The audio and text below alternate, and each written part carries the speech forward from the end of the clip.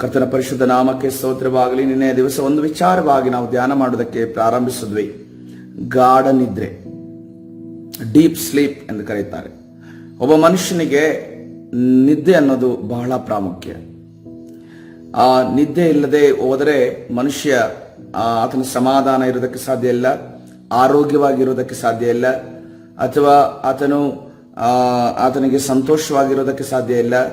ಆತನು ವಿಶ್ರಾಂತಿಯನ್ನ, ತನ್ನ ದೇಹದಲ್ಲಿ ವಿಶ್ರಾಂತಿಯನ್ನು ಅನುಭವಿಸಲು ಸಾಧ್ಯವಿಲ್ಲ. ಅದಕ್ಕೋಸ್ಕರವಾಗಿ ಕೆಲವರು ಎಷ್ಟು ತವಕ ಪಡ್ತಾರೆ ಅಂದರೆ ನಿದ್ದೆಗೆ, ಅವರಿಗೆ ನಿದ್ದೆ ಬರಬೇಕು ಅಂತಂದ್ರೆ ಅವರು ಸ್ಲೀಪಿಂಗ್ ಟ್ಯಾಬ್ಲೆಟ್ಸ್ ಅನ್ನ ತಗೋತಾರೆ, ಮೆಡಿಸಿನ್ಸ್ ಅನ್ನ ತಗೋತಾರೆ, ಅನೇಕ ಟ್ರೀಟ್ಮೆಂಟ್ ಅಲ್ಲಿ ಹಾದು ಹೋಗ್ತಾರೆ. ನಿದ್ದೆ ಇಲ್ಲ ಅಂತ ಅನ್ಕೊಂಡು ಅನೇಕ ಜನರು ಡಾಕ್ಟರ್ಸ್ ಹತ್ರ ಆಗಿದ್ರು. ಈಗಿನ ಒಂದು ದಿನಮಾನಗಳಲ್ಲಿ ಎಷ್ಟೇ ಸಮೃದ್ಧಿ ಇರಬಹುದು, ಎಷ್ಟೇ ಐಶ್ವರ್ಯ ಇರಬಹುದು, ಎಷ್ಟೇ ಶ್ರೀಮಂತಿಕೆ ಇರಬಹುದು, ಆದರೆ ಅನೇಕ ಜನರ ಸಮಸ್ಯೆ ಏನಂತಂದ್ರೆ ನನಗೆ ನಿದ್ದೆ ಇಲ್ಲ ಅಂತ ಅನ್ಕೊಂಡು ಹೇಳ್ಕೊತಾರೆ.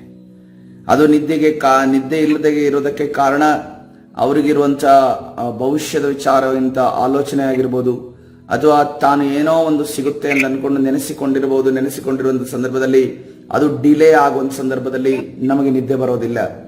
ಅಥವಾ ರಾತ್ರಿ ಭಯದ ವಾತಾವರಣ, ಸೈತಾನ ಶಕ್ತಿಗಳ ಶೋಧನೆಗಳು, ಬಾಧೆಗಳು, ಸೈತಾನ್ಗಳು ಅನೇಕ ಬಾರಿ ದೆವ್ವಗಳು ನಿದ್ದೆ ಮಾಡೋದಕ್ಕೆ ಕೆಲವರನ್ನ ಬಿಡೋದಿಲ್ಲ. ಕಣ್ಣು ಹಾಗೇ ಓಪನ್ ಇರೋಂಗ್ ಮಾಡ್ತಾನೆ. ಅದೇ ರೀತಿಯಲ್ಲಿ ಅನೇಕ ಚಿಂತೆಗಳ ನಿಮಿತ್ತವಾಗಿ ನಿದ್ದೆ ಬರದೇ ಇರುವಂತ ಜನರನ್ನ ನಾವು ಈ ಲೋಕದಲ್ಲಿ ನೋಡಬಹುದು. ನನಗೆ ಗೊತ್ತಿಲ್ಲ ಇವತ್ತಿನ ದಿವಸ ನೀವು ಯಾವ ಸಮಸ್ಯೆಯಲ್ಲಿ ಹಾದು ಹೋಗಿ, ನನಗೂ ಕೂಡ ನಿದ್ದೆ ಬರೋದಿಲ್ಲ ಬ್ರದರ್. 12 ಗಂಟೆ ತನಕ, 1 ಗಂಟೆ ತನಕ ಎಷ್ಟು ಹೊರಳಾಡಿದ್ರು, ಆ ಕಡೆ ತಿರುಗಿ ಮಲಗಿದ್ರು, ಈ ಕಡೆ ತಿರುಗಿ ಮಲಗಿದ್ರು, ಎದ್ರು ಕೂತ್ರು, ನನಗೆ ನಿದ್ದೆ ಬರಲ್ಲ. ಯಾಕಂತಂದ್ರೆ ನನ್ನ ಜೀವಿತದಲ್ಲಿ ಒಂದು ವಿಚಾರ ನನ್ನನ್ನು ಕಾಡ್ತಾ ಇದೆ, ನನ್ನನ್ನು ಚುಚ್ಚುತ್ತಾ ಇದೆ, ನನ್ನನ್ನು ಯಾವಾಗ್ಲೂ ಕೂಡ ನಿದ್ದೆಗೆ ಅಂತ ಅನ್ಕೊಂಡು ಬರ್ತೇನೆ, ಆದ್ರೆ ನಿದ್ದೆ ಮಾಡೋದಕ್ಕೆ ನನಗೆ ಆಗ್ತಾ ಇಲ್ಲ ಅನ್ನುವಂತ ಒಂದು ಸಿಚುವೇಶನ್ ಅಲ್ಲಿ ನೀವು ಹಾದು ಹೋಗ್ತಿರ್ಬೋದು. ಆದ್ರೆ ಕರ್ತನು ಇವತ್ತಿನ ದಿವಸ ಕರ್ತನು ಹೇಳ್ತಾ ಇದ್ದಾನೆ, ಆ ಒಂದು ಸಿಚುವೇಶನ್ಗಳಿಗೆ ಕರ್ತನು ಬಿಡುಗಡೆ ಕೊಡ್ಲಿಕ್ಕಿದ್ದಾನೆ. ಹಲ್ಲೆಲೂಯಾ. ಎಷ್ಟು ಜನ ನಂಬುತ್ತೀರಾ? ನಾನು ಮಲಗುವಾಗ ಕರ್ತನು ನನಗೆ ನಿದ್ದೆಯನ್ನ ನನಗೆ ಕೊಡ್ತಾನೆ. ಹಲ್ಲೆಲೂಯಾ. ಕರ್ತನ ಪರಿಶುದ್ಧ ನಾಮಕ್ಕೆ ಸ್ತೋತ್ರವಾಗಲಿ. ನಾವು ನಿದ್ದೆ ವಿಚಾರವಾಗಿ ಧ್ಯಾನ ಮಾಡುವಾಗ ಆದಿಕಾಂಡ 2ನೇ ಅಧ್ಯಾಯ 21ನೇ ವಚನಕ್ಕೆ ಹೋಗೋಣ. ಆದಿಕಾಂಡ 2ನೇ ಅಧ್ಯಾಯ 21ನೇ ವಚನದಲ್ಲಿ ಈ ರೀತಿಯಲ್ಲಿ ಸತ್ಯವೇದದಲ್ಲಿ ಬರೆಯಲ್ಪಟ್ಟಿದೆ, ಕರ್ತನು ಸೃಷ್ಟಿ ಕಾರ್ಯದಲ್ಲಿ ಒಂದು ನಿದ್ದೆಯನ್ನ ತಾನು ನಿರ್ಮಾಣ ಮಾಡಿದಂತ ಮೊದಲನೇ ಮನುಷ್ಯನಿಗೆ ಬರೆಸ್ತಾ ಇದ್ದಾನೆ. ಅದನ್ನು ಓದಿಕೊಳ್ಳೋಣ. ಹೀಗಿರುವಲ್ಲಿ ಯೆಹೋವ ದೇವರು ಆ ಮನುಷ್ಯನಿಗೆ ಗಾಢ ನಿದ್ರೆಯನ್ನು ಬರಮಾಡಿ ಅವನ ಪಕ್ಕೆಯ ಎಲುಬುಗಳಲ್ಲಿ ಒಂದನ್ನು ತೆಗೆದುಕೊಂಡು ಅದರ ಸ್ಥಳವನ್ನು ಮಾಂಸದಿಂದ ಮುಚ್ಚಿ ತಾನು ಮನುಷ್ಯನಿಂದ ತೆಗೆದಿದ್ದ ಎಲುಬನ್ನು ಸ್ತ್ರೀಯಾಗ ಮಾಡಿ ಆಕೆಯನ್ನು ಅವನ ಬಳಿಗೆ ಕರೆತಂದನು. ಹಲ್ಲೆಲೂಯಾ. ಕರ್ತನ ಪರಿಶುದ್ಧ ನಾಮಕ್ಕೆ ಸ್ತೋತ್ರವಾಗಿ. ಇಲ್ಲೊಂದು ನಿದ್ದೆಯನ್ನು ನಾವು ನೋಡ್ತಾ ಇದ್ದೇವೆ. ಈ ನಿದ್ದೆಯ ಮುಖಾಂತರವಾಗಿ ಕರ್ತನು ಒಂದು ಮನುಷ್ಯ ಕುಲವನ್ನ ಉಂಟು ಮಾಡುತ್ತಿರೋದುಂಟು, ಒಂದು ಜನರೇಷನ್ ಅನ್ನು ಉಂಟು ಮಾಡ್ತಿರೋದುಂಟು. ತನ್ನ ಒಂದು ಯೋಜನೆ, ಈ ಲೋಕದಲ್ಲಿ ನಾನು ಮನುಷ್ಯ ಕುಲವನ್ನ ಉಂಟು ಮಾಡಿ ನಾನು ಏನು ಮುಂದಿನ ದಿವಸದಲ್ಲಿ ಮಾಡ್ಲಿಕ್ಕೆ ಹೋಗ್ತಿದ್ದೇನೆ ಅನ್ನುವುದನ್ನ ಆತನು ಯೋಜಿಸ್ತಾ ಇರೋದುಂಟು. ಪ್ರೇರೆ ಅನೇಕ ಬಾರಿ ನಮಗೆ ನಿದ್ದೆ ವಿಚಾರವಾಗಿ ನಿದ್ದೆ, ಹೌದು, ಹೆಚ್ಚಾಗಿ ನಿದ್ದೆ ಮಾಡೋದು, ಹೆಚ್ಚಾಗಿ ಗಾಢವಾಗಿ ನಿದ್ದೆ ಮಾಡೋದು ಅದು ತಪ್ಪಾದ ವಿಚಾರವೇ. ಆದ್ರೆ ಒಬ್ಬ ಮನುಷ್ಯನಿಗೆ ಎಷ್ಟು ಬೇಕೋ ಆ ನಿದ್ದೆ ಇಲ್ಲದೆ ಹೋದರೂ ಕೂಡ ಕಷ್ಟ. ಇಲ್ಲಿ ನೋಡ್ರಿ, ನಿದ್ದೆಯ ಮುಖಾಂತರ ಒಂದು ಗಾಢ ನಿದ್ರೆಯ ಮಧ್ಯದಲ್ಲಿ ಕರ್ತನು ಮನುಷ್ಯ ಕುಲವನ್ನ ಉಂಟು ಮಾಡುತ್ತಿರುವುದನ್ನು ನಾವು ಗಮನಿಸ್ತೇವೆ. ಹಲ್ಲೆಲೂಯಾ. ಅದಕ್ಕೋಸ್ಕರವಾಗಿ ಕರ್ತನು ಇಲ್ಲೊಂದು ವಿಷನ್ ಅನ್ನ, ತನ್ನ ಯೋಜನೆಯನ್ನ ನಿದ್ದೆಯ ಮುಖಾಂತರವಾಗಿ ರೂಪಿಸುತ್ತಿರುವುದನ್ನು ನಾವು ಗಮನಿಸುತ್ತೇವೆ. ಇವತ್ತಿನ ದಿವಸ ಕರ್ತನ ಸನ್ನಿಧಾನದಲ್ಲಿ ನಮಗೂ ಕೂಡ ಕರ್ತನು ನಿದ್ದೆಯಲ್ಲಿ ಅನೇಕ ಕನಸುಗಳನ್ನು ಕೊಡ್ತಾನೆ. ನಿದ್ದೆಯಲ್ಲಿ ಮುಂದೇನು ವಿಚಾರ ಆಗುವುದನ್ನು ನಮಗೆ ತಿಳಿಸಿಕೊಡ್ತಾನೆ. ಮುಂದಿನ ದರ್ಶನಗಳನ್ನು ತಿಳಿಸಿಕೊಡ್ತಾನೆ. ಈ ಬೆಳಿಗ್ಗೆ ನಾವು ನಿದ್ದೆಯಿಂದ ಎದ್ದು ಸಂಜೆ ಆಗೋ ವಿಚಾರಗಳನ್ನು ನಾವು ಮೊದಲೇ ನೋಡಿರ್ತೇವೆ, ಅಥವಾ ತಿಂಗಳುಗಳ ನಂತರ ನಡೆಯುವಂತ ವಿಚಾರವನ್ನ ಮೊದಲೇ ನೋಡಿರ್ತೇವೆ, ವರ್ಷಗಳ ನಂತರ ನಡೆಯುವಂತ ಕಾರ್ಯವನ್ನ ನಾವು ಮೊದಲೇ ನೋಡಿರ್ತೇವೆ. ಅಂತ ಕಾರ್ಯಗಳನ್ನ ಕರ್ತನು ನಮಗೆ ನಿದ್ದೆಯನ್ನ, ದೇವ ಮಕ್ಕಳು ಯಾರಿರ್ತಾರೋ ಅವರಿಗೆ ಕರ್ತನು ಆತನು ವಿಚಾರಗಳನ್ನು ತಿಳಿಸಿಕೊಡುವ ಆತನಾಗಿದೆ. ಅದೇ ದೇವ ಮಕ್ಕಳು ಅಂತ ಅನ್ಕೊಂಡು ನಾವು ಹೇಳ್ತೇವೆ. ಆದ್ರೆ ಅನೇಕ ವಿಚಾರಗಳನ್ನ ಅನ್ಯ ಜನರಿಗೂ ಕೂಡ ನಿದ್ದೆಯಲ್ಲಿ ಕರ್ತನು ಮಾತಾಡಿದ್ದಾನೆ. ಫರೋನನ್ನು ನೋಡಬಹುದು, ನೆಬೂಕದ್ನೆಚ್ಚರನ್ನ ನೋಡಬಹುದು. ಇವರೆಲ್ಲರಿಗೂ ಕೂಡ ನಿದ್ದೆಯಲ್ಲಿ ದೇವರು ಕನಸನ್ನ ಕೊಟ್ಟು ಮುಂದೆ ಆಗುವಂತ ವಿಚಾರಗಳನ್ನ ಗೋಚರಪಡಿಸಿದನು. ಇವತ್ತಿನ ದಿವಸ ನನಗೆ ಗೊತ್ತಿಲ್ಲ ಎಷ್ಟು ಜನರಿಗೆ ನಿದ್ದೆಯಲ್ಲಿ ದೇವರ ದರ್ಶನವನ್ನ ನೋಡುವಂತ ಆ ಕೃಪೆ ಇದೆ, ನನಗೆ ಗೊತ್ತಿಲ್ಲ.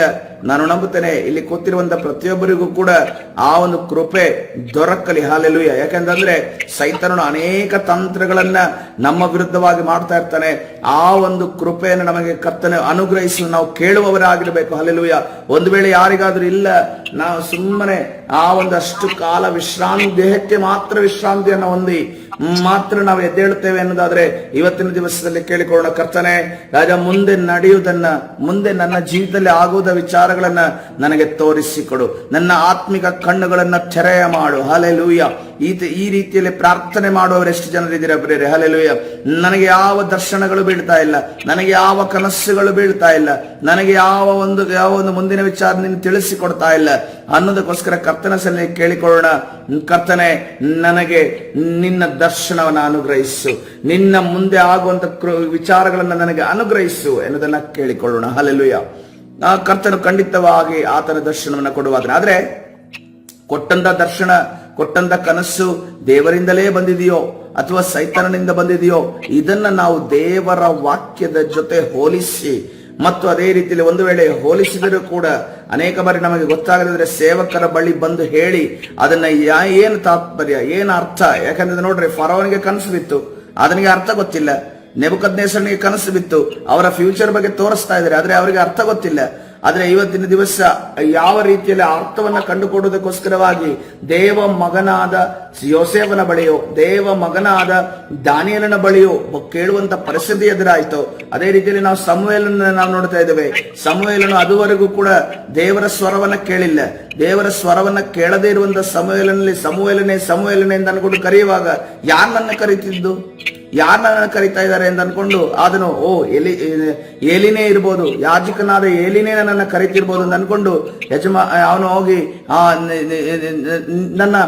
ನಿಮ್ಮ ಕಾರ್ಯ ಏನು ಅಂತ ಅನ್ಕೊಂಡು ಆ ಏಲಿಯ ಬಳಿ, ಎಲ್ರಿಗೂ ಗೊತ್ತಲ್ವಾ, ಯಾಜಕನಾದ ಏಲಿ ಗೊತ್ತಲ್ಲ, ಸಮುವೇಲನು ನಿಮಗೆ ಗೊತ್ತಿದೆಯಲ್ಲ. ಅದೇ ರೀತಿಯಲ್ಲಿ ನೋಡ್ರಿ, ಅಲ್ಲಿ ದೇವರ ಸ್ವರವನ್ನ ಗುರುತು ಹಿಡಿಯದಂತ ಸಮುವೇಲನನ್ನು ನಾವು ಗಮನಿಸ್ತೇವೆ. ಯಾಕಂದ್ರೆ ಮೊದಲನೇ ಬಾರಿ ಆತನ ಕೇಳ್ತಾ ಇದ್ದಾನೆ. ಇವತ್ತಿನ ದಿವಸ ಕೂಡ ನಮಗೆ ಅನೇಕ ದರ್ಶನಗಳನ್ನ, ಕನಸುಗಳನ್ನ ಕೊಡ್ತಾ ಇದ್ದಾನೆ. ಆದ್ರೆ ಕನಸುಗಳನ್ನ ಅರ್ಥ ಮಾಡಿಕೊಳ್ಳಲು, ಅದೇ ರೀತಿಯಲ್ಲಿ ಆ ಕನಸುಗಳನ್ನ ನೆನಪಿಟ್ಟುಕೊಳ್ಳಲು ನಮಗೆ ಆಗ್ತಾ ಇಲ್ಲ.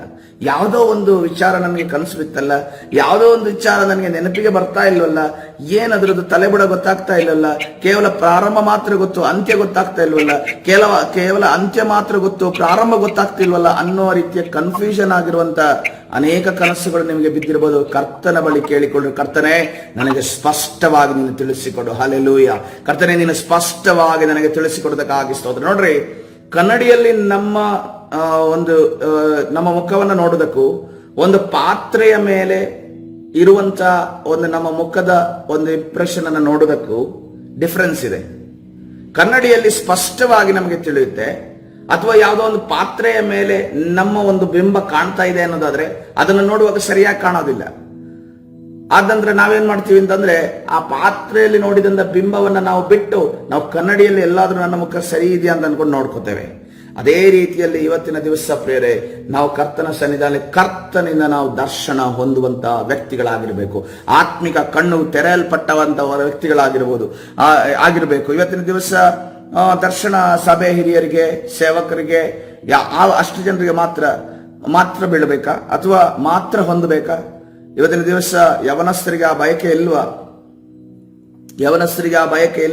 ಯವನಸ್ಥರಿಗೆ ಕ್ರೇಜ್ ಇರೋದು ಮೊಬೈಲ್ ಅಂದ ವಿಚಾರನ, ಅಥವಾ ಕ್ರೇಜ್ ಅನ್ನೋದು ಇರೋದು ಈಗಿನ ಒಂದು ಗ್ಯಾಜೆಟ್ಸ್ ಗಳನ್ನ ಯೂಸ್ ಮಾಡೋದ ವಿಚಾರನ? ಇವತ್ತಿನ ದಿವಸ ಅದರಿಂದ ನಾವು ಯವನಸ್ಥರು ಹೊರಗಡೆ ಬರಬೇಕಾಗಿದೆ ಪ್ರಿಯರೇ. ಹಲ್ಲೆಲೂಯಾ.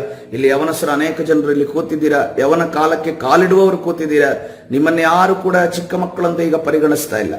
ನೀವು ಕೂಡ ಜವಾಬ್ದಾರಿತರಾಗಿದ್ದೀರಿ, ಎಲ್ಲದಕ್ಕೂ ಆನ್ಸರೇಬಲ್ ಆಗಿದ್ದೀರಿ, ಎಲ್ಲರಿಗೂ ಉತ್ತರ ಕೊಡುವಂತ ಒಂದು ಜವಾಬ್ದಾರಿ ನಿಮ್ಮ ಮೇಲಿದೆ. ಅದಕ್ಕೋಸ್ಕರವಾಗಿ ನೀವು ಕೂಡ ಒಂದು ಜವಾಬ್ದಾರಿ, ನಿಮ್ಮ ಕುಟುಂಬಕ್ಕೋಸ್ಕರವಾಗಿ, ನಮ್ಮ ಸಭೆಗೋಸ್ಕರವಾಗಿ ಪ್ರಾರ್ಥನೆ ಮಾಡುವವರಾಗಿರ್ಬೇಕು. Hallelujah, hallelujah. ಯಾಕೆಂತಂದ್ರೆ ನಾವು ಈಗಿನ ಒಂದು ತಲೆಮಾರನ್ನು ನಾವು ನೋಡ್ತಾ ಇದ್ದೇವೆ. ಮುಂದಿನ ತಲೆಮಾರು ನಮ್ಗೆ ಬೇಕಲ್ವಾ? ಪ್ರಾರ್ಥನೆ ಮಾಡುವ ಮುಂದಿನ ತಲೆಮಾರು ಬೇಕಲ್ವಾ? ನಮ್ಮ ಕುಟುಂಬದಲ್ಲಿ ನಾವು ಪ್ರಾರ್ಥನೆ ಮಾಡ್ತಾ ಇದ್ದೇವೆ, ನಮ್ಮ ಮಕ್ಕಳು ಪ್ರಾರ್ಥನೆ ಮಾಡ್ಬೇಕಲ್ವಾ? ಅವರೂ ಕೂಡ ಜೀವನ ಮಾಡಬೇಕಲ್ವಾ? ಅವರೂ ಕೂಡ ಕರ್ತನಲ್ಲಿ ರಕ್ಷಣೆ ಒಂದು ಜೀವಿಸಬೇಕಲ್ವಾ ಅನ್ನೋದನ್ನ ನಾವು ನೆನಪಿನಲ್ಲಿ ಇಟ್ಟುಕೊಳ್ಬೇಕು. ಅದೇ ರೀತಿಯಲ್ಲಿ ಆದಿಕಾಂಡ 15ನೇ ಅಧ್ಯಾಯ 12ನೇ ವಚನವನ್ನು ನೋಡುವಾಗ ಅಲ್ಲಿ ಕೂಡ ಒಂದು ಗಾಢ ನಿದ್ರೆ ಅಲ್ಲಿ ಹತ್ತುತ್ತೆ. ಯಾರಿಗೆ ಹತ್ತಿದ್ದು ಗಾಢ ನಿದ್ರೆ? ಅಬ್ರಹಾಮನಿಗೆ ಗಾಢ ನಿದ್ರೆ ಹತ್ತಿತ್ತು ಎಂದು ನಾವು ನೋಡ್ತೇವೆ. ಹಲ್ಲೆಲೂಯಾ, ಕರ್ತನ ಪರಿಶುದ್ಧ ನಾಮಕ್ಕೆ ಸ್ತೋತ್ರವಾಗಲಿ. ಈ ಗಾಢ ನಿದ್ರೆಯಲ್ಲಿ ಏನು ದೇವರು ಹೇಳಕ್ ಹೋಗ್ತಿದ್ದಾರೆ ಅಬ್ರಹಾಮನಿಗೆ? ಅಬ್ರಹಾಮನು ಒಂದು ಯಜ್ಞವನ್ನ ಸಮರ್ಪಿಸುವುದಕ್ಕೆ ಬಂದಿದ್ದಾನೆ, ಒಂದು ದೇವರ ಜೊತೆ ಒಂದು ಒಡಂಬಡಿಕೆಯನ್ನ ಮಾಡಿಕೊಳ್ಳೋದಕ್ಕೆ ಬಂದಿದ್ದಾನೆ. ಹಲ್ಲೆಲೂಯಾ. ಈ ಒಡಂಬಡಿಕೆಯನ್ನ ಮಾಡಿಕೊಳ್ಳೋದು ಬರುವಾಗ ಎರಡೂ ಕಡೆಯಿಂದ ಸೈನ್ ಆಗುತ್ತೆ, ಎರಡೂ ಕಡೆಯಿಂದ ಕಾಂಟ್ರಾಕ್ಟ್ ಸೈನ್ ಆಗುತ್ತೆ. ಎರಡೂ ಕಡೆಯಿಂದ ಅಬ್ರಹಾಮನು ತನ್ನ ಆ ಒಂದು ಯಜ್ಞವನ್ನು ಸಮರ್ಪಿಸಿದ ರಕ್ತದ ಮುಖಾಂತರವಾಗಿ ಆ ಒಂದು ಕವೆನೆಂಟ್ ಅಲ್ಲಿ ಆ ಒಂದು ಒಡಂಬಡಿಕೆ ಏರ್ಪಡ್ತಾ ಇದೆ. ಆ ಏರ್ಪಡುವಿಕೆಯ ಮಧ್ಯದಲ್ಲಿ ಮುಂದೆ ಆತನ ತಲೆಮಾರು ಯಾವ ರೀತಿಯಲ್ಲಿ ಜೀವಿಸುತ್ತದೆ, ಮುಂದೆ ಆತನ ತಲೆಮಾರು ಎಲ್ಲಿ ಪ್ರಯಾಣ ಮಾಡುತ್ತದೆ, ಮುಂದೆ ಆತನ ಒಂದು ಜನಾಂಗ ಎಲ್ಲಿ ಅದು ಉನ್ನತಿಯನ್ನು ಹೊಂದುತ್ತದೆ, ಎಲ್ಲಿಂದ ಎಲ್ಲಿಗೆ ಅವರು ನಡೀತಾರೆ ಅನ್ನೋದನ್ನ ಮುಂದಿನ ವಿಷನ್ ಅನ್ನ, ಮುಂದಿನ ದರ್ಶನವನ್ನ ಅಲ್ಲಿ ಕೊಡುತ್ತಿರುವುದನ್ನು ನಾವು ಗಮನಿಸ್ತೇವೆ ಪ್ರಿಯರೇ. ಹಲ್ಲೆಲೂಯಾ, ಕರ್ತನ ಪರಿಶುದ್ಧ ನಾಮಕ್ಕೆ ಸ್ತೋತ್ರವಾಗಲಿ. ನಮ್ಮ ತಲೆಮಾರುಗಳ ವಿಚಾರವಾಗಿ, ನಮ್ಮ ಜನಾಂಗದ ವಿಚಾರವಾಗಿ ನಾವು ತಿಳಿಯದೆ ಹೋದ್ರೆ ಪ್ರಿಯರೇ, ಈಗಿನ ಫಾಸ್ಟ್ ಆಗಿರುವಂತ, ಸೂಪರ್ ಫಾಸ್ಟ್ ಆಗಿರುವಂತ ಜನರೇಷನ್ ಅನ್ನ ನಾವು ಎಂದಿಗೂ ಕೂಡ ಹಿಡಿಯುವುದಕ್ಕೆ ಸಾಧ್ಯ ಇಲ್ಲ. ನಾವು ಆತ್ಮಿಕ ಕಣ್ಣುಗಳು ತೆರೆಯಲ್ಪಡದೆ ಹೋದರೆ, ನಾವು ಆತ್ಮಿಕ ಕಣ್ಣು ತೆರೆಯಲ್ಪಡದೆ ಹೋದರೆ ಈಗಿನ ಜನರನ್ನ, ಈಗಿನ ಮಕ್ಕಳನ್ನ ನಾವು ಕಂಟ್ರೋಲ್ಗೆ ತೆಗೆದುಕೊಳ್ಳಲು ಸಾಧ್ಯವಿಲ್ಲ. ಯಾಕೆಂತಂದ್ರೆ ಈಗಿನ ಮಕ್ಕಳು ಬಹಳ ಬಹಳ ಬುದ್ಧಿವಂತರು, ಬಹಳ ಐಕ್ಯೂ ಪವರ್ ಇರುವವರು, ಬಹಳ ಒಂದು ಏನೋ ತಿಳುವಳಿಕೆ ಅವರಿಗೆ ಚಿಕ್ಕಂದಿನಲ್ಲಿ ಅದು ಎಲ್ಲಿಂದ ಹೇಗೆ ಅಂತ ಅನ್ಕೊಂಡು ಹೇಳದೆ ಅವರು ಹೊಂದಿದವರಾಗಿದ್ದಾರೆ. ನಾವೇ ಅಪ್ಡೇಟ್ ಆಗಬೇಕಾಗಿದೆ ಈ ದಿನಮಾನಗಳಲ್ಲಿ. ನಾವು ಅಪ್ಡೇಟ್ ಆಗದೆ ಹೋದ್ರೆ, ಅಂದ್ರೆ ನಾವು ಅವರ ಸ್ಪೀಡ್ಗೆ ಮ್ಯಾಚ್ ಮಾಡಿ ನಾವು ನಡೆಯದೆ ಹೋದ್ರೆ ಅವರನ್ನ ನಾವು ಶಿಕ್ಷಿತರನ್ನಾಗಿ ಮಾಡಲು ಸಾಧ್ಯವಿಲ್ಲ, ಅವರನ್ನ ದೇವರಲ್ಲಿ ನಾವು ಬೆಳೆಸಲು ಸಾಧ್ಯವಿಲ್ಲ, ಅವರನ್ನ ದೇವರಲ್ಲಿ ಬಲಪಡಿಸಲು ಯಾಕಂದ್ರೆ ಅವರು ಆಡುವಂತ ಮಾತುಗಳು ಎಷ್ಟು ಮೊದಲನೇ ಮಕ್ಕಳು ಹೆಂಗಿರ್ತದೆ ಅಂದ್ರೆ ಡೈರೆಕ್ಟ್ ಆಗಿ ಕೋಪದಿಂದ ಹೇಳೋದನ್ನ ಕೋಪದಿಂದ ಹೇಳ್ತಾ ಇದ್ರು. ಆದ್ರೆ ಈಗಿನ ಮಕ್ಕಳು ಏನಂದ್ರೆ ಎಷ್ಟು ನಯ ನಾಜುಕಾಗಿ ಮಾತಾಡ್ತಾರೆ ಅಂತಂದ್ರೆ ನಾವು ಅದನ್ನ ನಂಬಿಬಿಡ್ಬೇಕು, ನಾವು ಅದನ್ನ ಎಕ್ಸೆಪ್ಟ್ ಮಾಡಬೇಕು. ಇದು ಹಿಂಗೆ ಅಂತ ಅನ್ಕೊಂಡು ಅಷ್ಟು ನಾಜುಕಾಗಿ ಮಾತಾಡ್ತಾರೆ. ಮತ್ತೆ ಸುಳ್ಳನ್ನ ಎಷ್ಟು ಸತ್ಯವಾಗಿ ಹೇಳ್ತಾರೆ ಅಂತಂದ್ರೆ ಅದು ಸತ್ಯ ಕೂಡ ಹೇಳುವವನಿಗೂ ಕೂಡ ನಡ್ಕ ಬರಬೇಕು ಅನ್ನುವ ರೀತಿಯಲ್ಲಿ ಹೇಳ್ತಾರೆ. ನನಗೆ ಗೊತ್ತಿಲ್ಲ ನಿಮಗೆ ಈ ರೀತಿಯ ಅನುಭವ ಇದೆಯೋ ಇಲ್ಲೋ ಗೊತ್ತಿಲ್ಲ. ಆದ್ರೆ ಒಂದನ್ನು ತಿಳಿದ್ರೆ ತಂದೆ ತಾಯಿ ಅಂದ್ರೆ ಈಗಿನ ಒಂದು ಮಕ್ಕಳ ಟ್ಯಾಲೆಂಟ್ ಏನಂತಂದ್ರೆ ಸುಳ್ಳನ್ನ ಬಹಳ ಸತ್ಯವಾಗಿ ಅದನ್ನ ಸತ್ಯ ಅಂತ ಅನ್ಕೊಂಡು ಎಷ್ಟು ಗಟ್ಟಿಯಾಗಿ ಎಷ್ಟು ಕಾನ್ಫಿಡೆನ್ಸ್ ಇಂದ ಹೇಳ್ತಾರೆ ಅಂತಂದ್ರೆ ಅವ್ರ ಮುಖದಲ್ಲಿ ಒಂದು ಸುಳ್ಳಿನ ಕುರುಹು ಕೂಡ ಇರೋದಿಲ್ಲ. ಅದಕ್ಕೋಸ್ಕರವಾಗಿ ನಾವು ಅದರ ವಿಚಾರವಾಗಿ ಬಹಳ ಒಂದು ಜಾಗರೂಕತೆಯಿಂದ ನಡೆಯಬೇಕಾಗಿದೆ. ಬಹಳ ಜಾಗರೂಕತೆಯಿಂದ ನಡೆಯಿಲ್ಲ ಅಂತಂದ್ರೆ ನಾವು ಪೇರೆಂಟ್ಸ್ಗಳು, ನಾವು ತಂದೆ ತಾಯಿಗಳು ಅಥವಾ ಹಿರಿಯರು, ನಾವು ದೊಡ್ಡವರು ಈ ಮಕ್ಕಳ ಮುಂದೆ ನಾವು ಯಾವ ರೀತಿಯಲ್ಲಿ ಸೋತು ಹೋಗ್ತೇವೆ ಅಥವಾ ಯಾವ ರೀತಿಯಲ್ಲಿ ನಾವು ಏನ್ ಹೇಳ್ತಾರೆ ಮೂಢರಾಗ್ತೀವಿ ಅಂತಂದ್ರೆ ಅದು ಹೇಳೋದಕ್ಕೆ ಸಾಧ್ಯ ಇಲ್ಲ ಪ್ರಿಯರೇ. ಹಲ್ಲೆಲೂಯಾ. ಅದಕ್ಕೋಸ್ಕರವಾಗಿ ಕರ್ತನ ಸನ್ನಿಧಿಯಲ್ಲಿ ಪ್ರಾರ್ಥನೆ ಮಾಡೋಣ. ಕರ್ತನೆ, ನನಗೆ ನನ್ನ ಆತ್ಮಿಕ ಕಣ್ಣುಗಳ ತೆರೆಯಲ್ಪಡಲಿ ಎಂದು ಪ್ರಾರ್ಥನೆ ಮಾಡೋಣ. ನೋಡ್ರಿ, ಇನ್ನೊಂದು ಮೊದಲನೇ ಸಮುವೇಲ 26ನೇ ಅಧ್ಯಾಯ 12ನೇ ವಚನವನ್ನು ನೋಡುವಾಗ, ಮೊದಲನೇ ಸಮುವೇಲ 26ನೇ ಅಧ್ಯಾಯ 12ನೇ ವಚನವನ್ನು ನೋಡುವಾಗ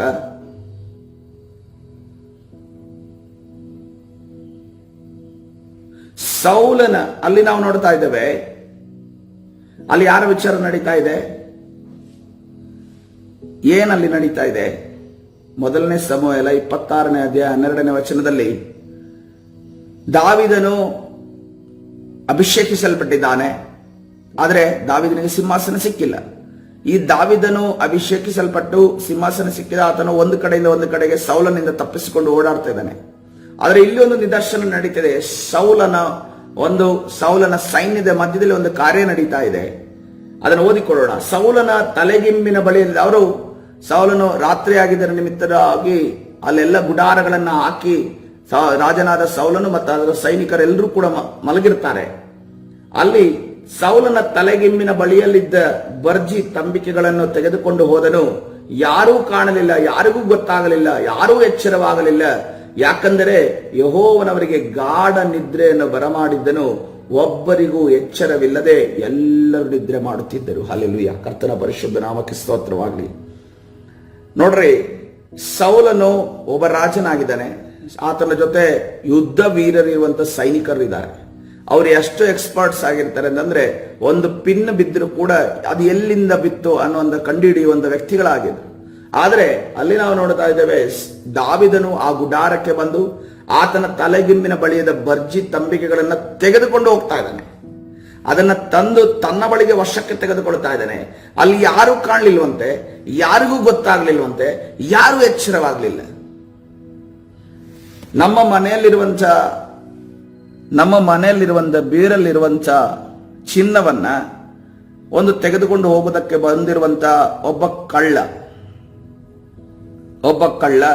ಆತನು ಡೋರ್ ಹೊಡೆದು ಎಲ್ಲವನ್ನ ಡೋರ್ ತೆಗೆದು ಹಾಕಿ ನಾವು ಕತ್ಲೆಯಲ್ಲಿ ಕಾಣುವಂತ ವಸ್ತುಗಳನ್ನ ಶಬ್ದದೊಂದಿಗೆ ದಡಬಡ ಅಂತ ಅನ್ಕೊಂಡು ಶಬ್ದ ಮಾಡಿಕೊಂಡು ಬ್ಯೂರನ್ನ ತೆಗೆದು ಚಿನ್ನ ತೆಗೆದುಕೊಂಡು ಹೋಗೋ ತನಕ ನಾವು ಮಲಗಿದ್ರೆ ಹೆಂಗಿರುತ್ತೆ ಪ್ರಿಯರೇ? ನಾವು ಮಲಗಿದ್ರೆ ಹೆಂಗಿರುತ್ತೆ? ಇಲ್ಲಿ ಅದೇ ಕತೆ ನಡೆದಿರೋದು. ಇಲ್ಲಿ ಅದೇ ವಿಚಾರ ನಡೀತಾ ಇದೆ. ಏನಂತಂದ್ರೆ, ದಾವಿದನು ಬರ್ತಾ ಇದ್ದಾನೆ, ಆತನ ತಂಬಿಕೆ ಮತ್ತು ಬರ್ಜಿಯನ್ನ ತೆಗೆದುಕೊಳ್ತಾ ಇದ್ದಾನೆ. ಯಾರ ಮಧ್ಯದಲ್ಲಿ? ಅವರು ಇಸ್ರೇಲರ ಮಧ್ಯದಲ್ಲಿರುವಂತಹ ದೊಡ್ಡ ಯುದ್ಧ ವೀರರು.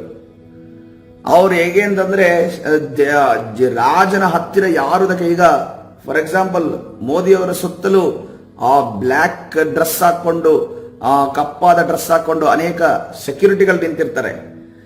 ಅವರ ಮಧ್ಯದಲ್ಲಿ ಬಂದು ಮೋದಿಯನ್ನ ಟಚ್ ಮಾಡಿ ಒಬ್ಬರು ಯಾರಾದ್ರೂ ಹೋಗ್ಲಿಕ್ಕೆ ಸಾಧ್ಯನಾ? ಆದ್ರೆ ಇಲ್ಲಿ ಕಾರ್ಯ ನಡೀತು.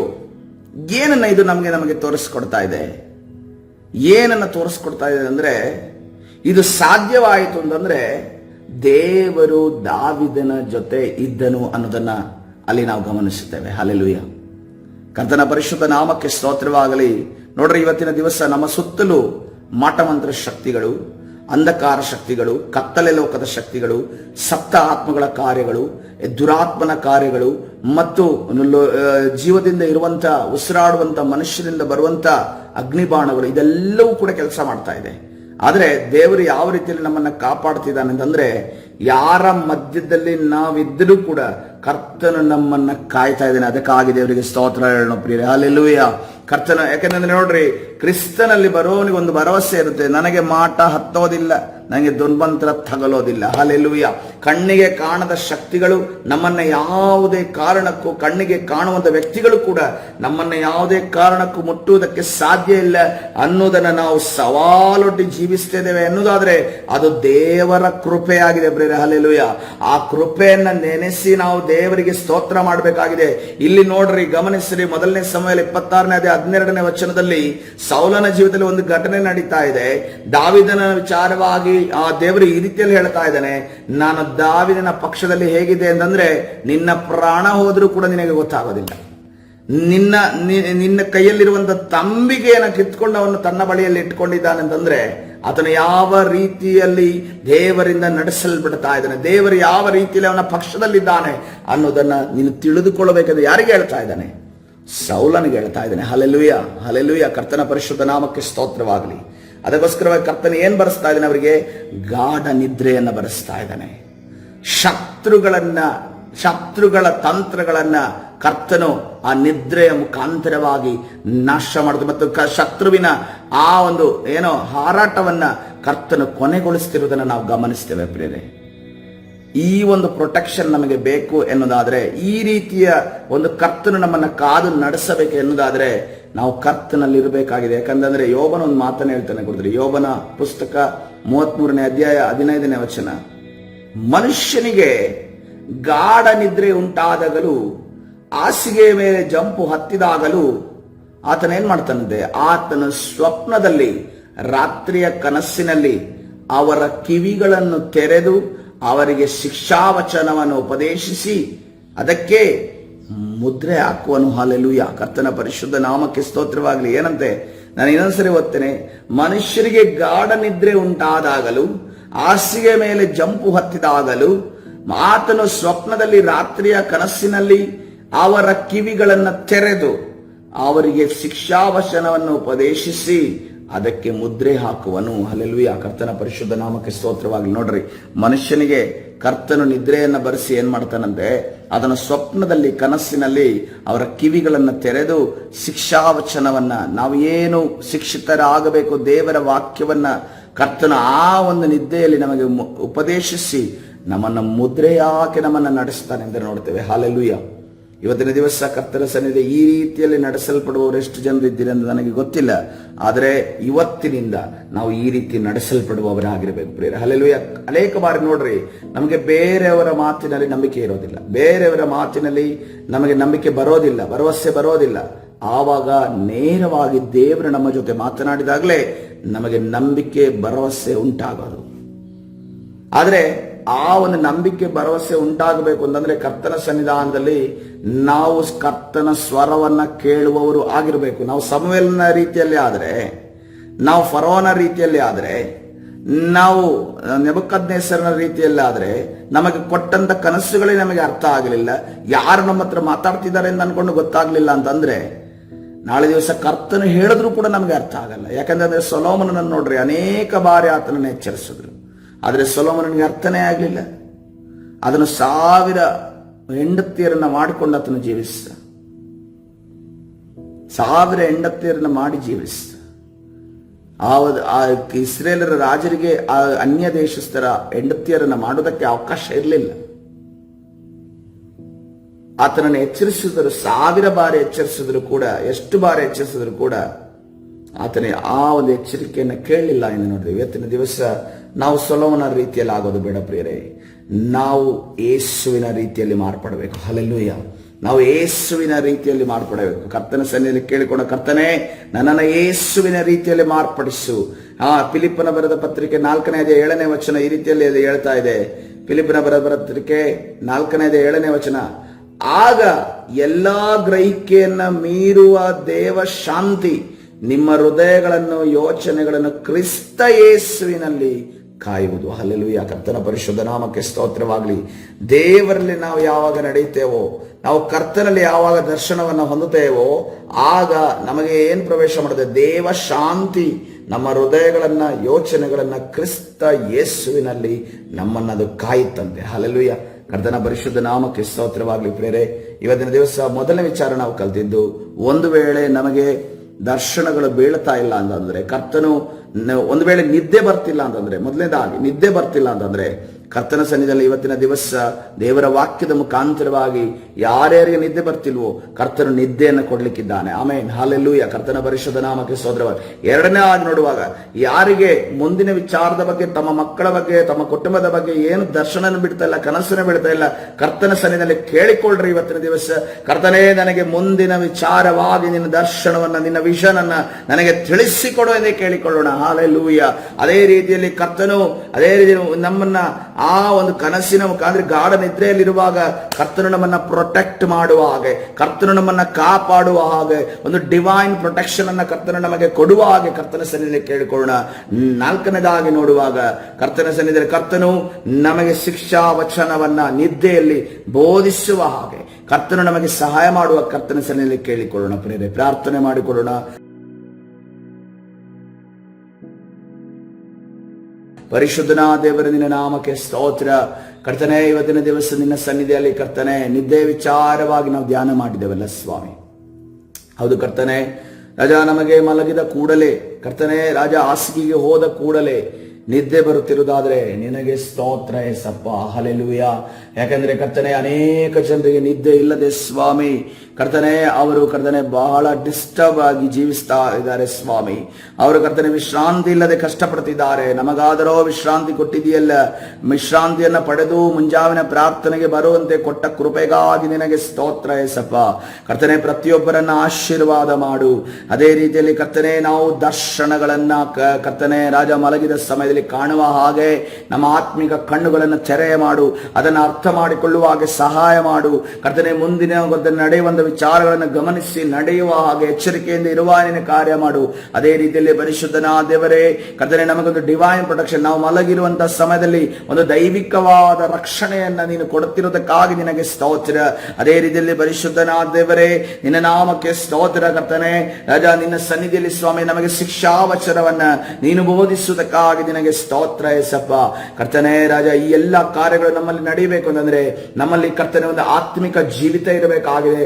ನಾವು ನಿನ್ನಲ್ಲಿ ಕರ್ತನೆ ರಾಜ ಜೊತೆಯಾಗಿ ನಡೆಯಬೇಕಾಗಿದೆ ಸ್ವಾಮಿ. ಕರ್ತನೆ, ನಮ್ಮ ವಿರುದ್ಧವಾಗಿ ಹೋರಾಡುವಂತ ಎಲ್ಲಾ ಸೈತಾನ ಅಂಧಕಾರ ಶಕ್ತಿಗಳ ಬಲಗಳನ್ನ, ನಮ್ಮ ಕನಸುಗಳನ್ನ ಕದಿಯುವಂತ ಕನಸುಗಳಿಂದ ನಾವು ಕರ್ತನೆ ಮರೆಯುವಂತೆ ಮಾಡುವಂತ ಕನಸುಗಳನ್ನ ಕರ್ತನೆ ರಾಜ ನಾವು ಕರ್ತನೆ ರಾಜ ನೋಡಿದ್ರು ಕೂಡ ಅರ್ಥ ಮಾಡಿಕೊಳ್ಳದ ಹಾಗೆ ನಮ್ಮನ್ನ ತಡೆಯುವಂತ, ಅದೇ ರೀತಿಯಲ್ಲಿ ಕರ್ತನೆ ನಿನ್ನ ವಾಕ್ಯವನ್ನು ನಾವು ಕನಸುಗಳ ಮುಖಾಂತರ ಹೊಂದದಂತೆ ತಡೆಯುವಂತ ಎಲ್ಲಾ ಸೈತಾನನ ಕಾರ್ಯಗಳ ನಜರೇತಿನ ಯೇಸುವಿನ ನಾಮದಲ್ಲಿ ಬಂಧಿಸಿ ಮುರಿದಾಗ್ತಾ ಇದ್ದೇವೆ. ಬಿಡುಗಡೆ ಉಂಟು ಮಾಡಿದಿನ ತಾನು ನಡೆಸು. ಕರ್ತನಾದ ಯೇಸು ಸ್ವಾಮಿ ಹೆಸರಲ್ಲಿ ಪ್ರಾರ್ಥನೆ ಹೊಂದಿಕೊಳ್ತೇನೆ, ಜೀವವುಳ್ಳ ತಂದೆ, ಆಮೆನ್.